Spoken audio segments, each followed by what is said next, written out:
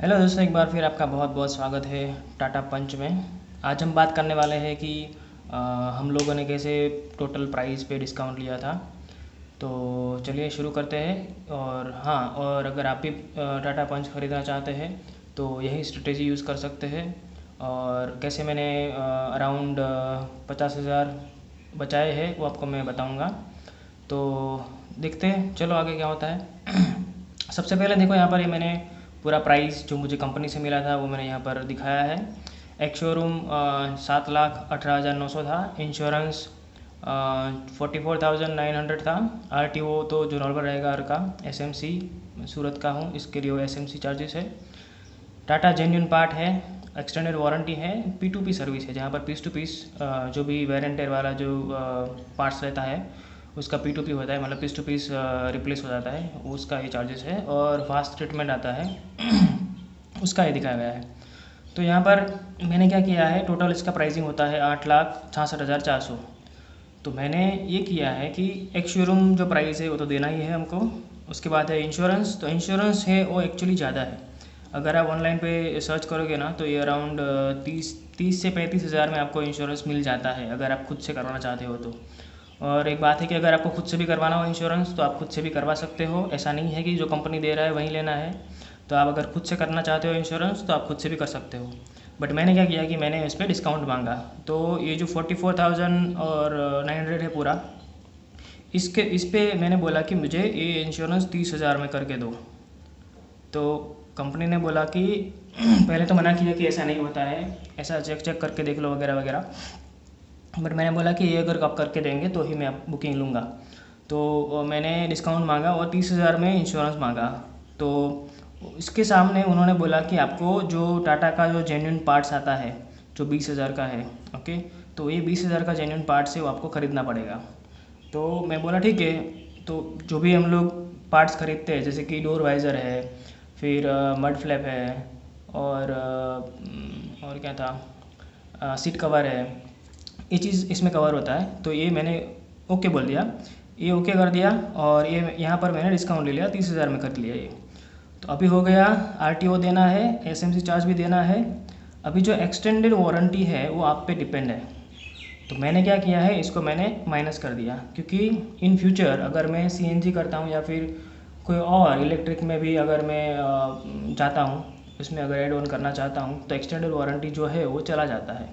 तो इसके लिए मैंने एक्सटेंडेड वारंटी नहीं लिया है, क्योंकि इन फ्यूचर मैं कुछ ना कुछ चेंज करने वाला हूँ इसके लिए।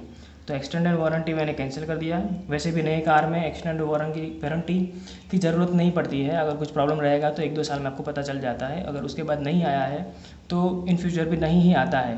तो इसके लिए मैंने एक्सटेंडेड वारंटी कैंसिल कर दिया। ये है P2P सर्विस। तो ये P2P सर्विस भी मैंने कैंसिल कर दिया। P2P सर्विस 9,499 का है।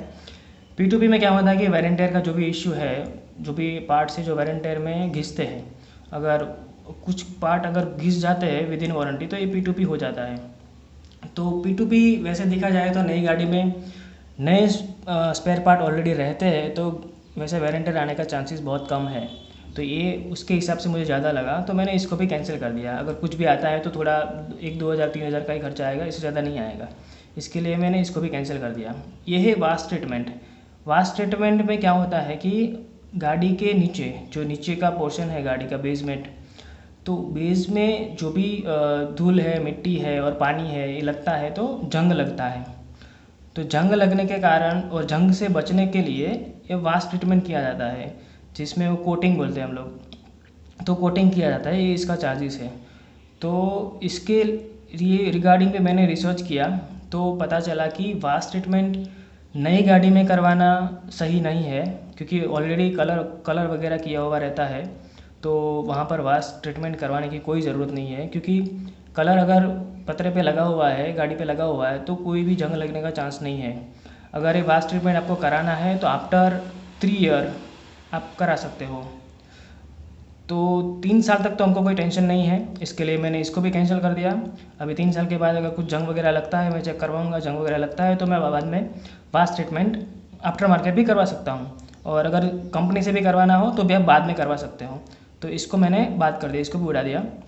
सो अभी मुझे पेमेंट करना रहा, एक तो एक्स शोरूम, इंश्योरेंस में 30,000 देना है। RTO, SMC, TGA, extended warranty नहीं लिया मैंने, P2P नहीं लिया और वास्ट ट्रीटमेंट नहीं लिया। तो ये सब बात करने के बाद अगर मेरा टोटल पेमेंट आता है कुछ 8,19,000 समथिंग।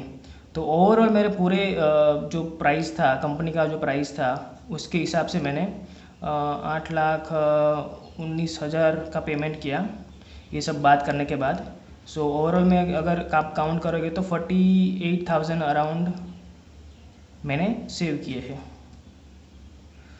तो ऐसा करके आप भी अगर नई गाड़ी लेना चाहते हो, टाटा पंच खरीदना चाहते हो। और हाँ, और एक चीज़ है कि ये AMT आप देख सकते हो, AMT का वर्जन है, टाटा पंच एडवेंचर AMT। तो ऑटोमेटिक है, इसके लिए इसका जो बेस प्राइस है वो ज़्यादा है। अगर AMT नहीं लेते हो तो इससे अंदर आ जाता है, 6,50,000 अराउंड कुछ आता है। ओके। और हाँ, ये गाड़ी मैंने पहले लिया था जब, अभी तो प्राइस बढ़ गया है, प्राइस बढ़ने से पहले मैंने लिया था, इसके लिए वो प्राइस एक शोरूम प्राइस कम दिखा रहा है। तो अगर आप भी नया गाड़ी लेना चाहते हैं और पैसे बचाना चाहते हैं तो ये वाला ट्रिक आप यूज़ कर सकते हो।